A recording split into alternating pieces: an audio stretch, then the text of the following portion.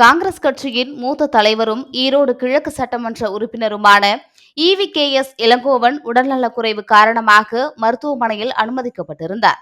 அவருக்கு நுரையீரல் சார்ந்த பாதிப்பு இருப்பது உறுதி செய்யப்பட்டு மருத்துவ குழுவினர் தீவிர சிகிச்சை அளித்து வந்த நிலையில் சிகிச்சை பலனின்றி இன்று காலை உயிரிழந்தார். ஈரோடு கிழக்கு தொகுதி சட்டமன்ற உறுப்பினராக இருந்த தனது மகன் திருமகன் ஈவேரா காலமானதை தொடர்ந்து இடைத்தேர்தலில் வெற்றி பெற்று ஈவி.கே.எஸ். இளங்கோவன் எம்எல்ஏவாக உள்ளார். ஈவேரா பெரியாரின் பேரனான இவருடைய அரசியல் பயணம் குறித்தும் இவர் கடந்து வந்த பாதையின் வரலாற்று சுவடுகளையும் விளக்குகிறது இந்த முழு தொகுப்பு. ஈரோடு மாவட்டம் கோபிச்செட்டிப்பாளையத்தை பூர்வீகமாக கொண்ட இவர் மறைந்த சொல்லின் செல்வர் ஈவி.கே. சம்பத்தின் மகன் ஆவார். ஈவி.கே. சம்பத்தின் மறைவிற்கு பிறகு அவரது தந்தையின் நண்பரும் அன்றைய நடிகருமான நடிகர் திலகம் சிவாஜி கணேசனுடன் 1977 முதல் 1989 வரை ஒன்றாக பயணித்து வந்தார். 1984ஆம் ஆண்டு தமிழக முதல்வர் எம்.ஜி.ஆர். மேல் சிகிச்சைக்காக அமெரிக்காவில் இருந்தபோது இந்தியாவில் அன்றைய காங்கிரஸ் கட்சியின் தலைவியும் பிரதமர் இந்திரா காந்தி பஞ்சாப் தனிநாடு கொள்கைக்கு எதிராக செயல்பட்டதால் காலிஸ்தான் அமைப்பினரால் சுட்டு படுகொலை செய்யப்பட்டு மரணமடைந்தார். இதனால் தமிழகத்தில் அதிமுக காங்கிரஸ் கூட்டணிக்கு பலமான அனுதாப ஆதரவு அலைவீசியதால் இக்கூட்டணி 1984 நாடாளுமன்ற மற்றும் சட்டமன்ற தேர்தலில் பலமான வெற்றி பெற்றது. இந்திய தேர்தல் வரலாற்றிலேயே அதுவரை இல்லாத அளவிற்கு காங்கிரஸ் கட்சி அதிக பெரும்பான்மையோடு வெற்றி பெற்று ராஜீவ்காந்தி முதல் முறையாக பிரதமராக பதவியேற்றுக் கொண்டார். தமிழகத்தில் அதிமுக காங்கிரஸ் பலமான வெற்றி பெற்றது.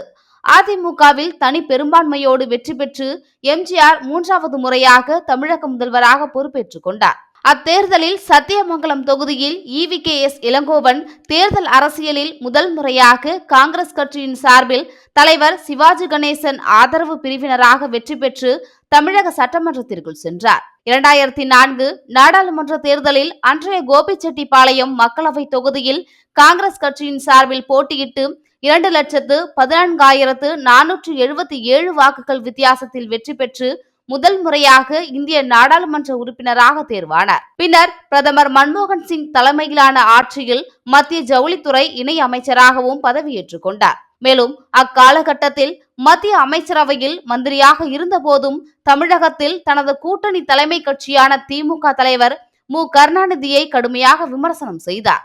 இதனைத் தொடர்ந்து இலங்கை ஈழத்தமிழர் படுகொலைக்கும் கருணாநிதிக்கு எதிராக செயல்பட்டது, ஜெயலலிதாவை கடுமையாக விமர்சித்தது என தொடர்ந்து பல்வேறான மக்கள் பிரச்சினைக்கு குரல் கொடுத்தது என கட்சியின் ஆதரவை பெற்று 2014 முதல் 2017 வரை காங்கிரஸ் கட்சி தலைவராக 2வது முறையாக பொறுப்பேற்றுக் கொண்டார். பின்னர் 2016 சட்டமன்ற தேர்தலில் திமுக காங்கிரஸ் கூட்டணியில் 41 தொகுதிகளை அன்றைய திமுக தலைவர் மு. கருணாநிதியிடம் கட்டாயமாக வாங்கினார். அதன் பிறகு 2023ஆம் ஆண்டு அவரது மூத்த மகனும் தமிழக காங்கிரஸ் கட்சி சட்டமன்ற உறுப்பினருமான திருமகன் ஈவேரா திடீர் நெஞ்சுவலியால் எதிர்பாராத மரணத்தை தழுவினார்.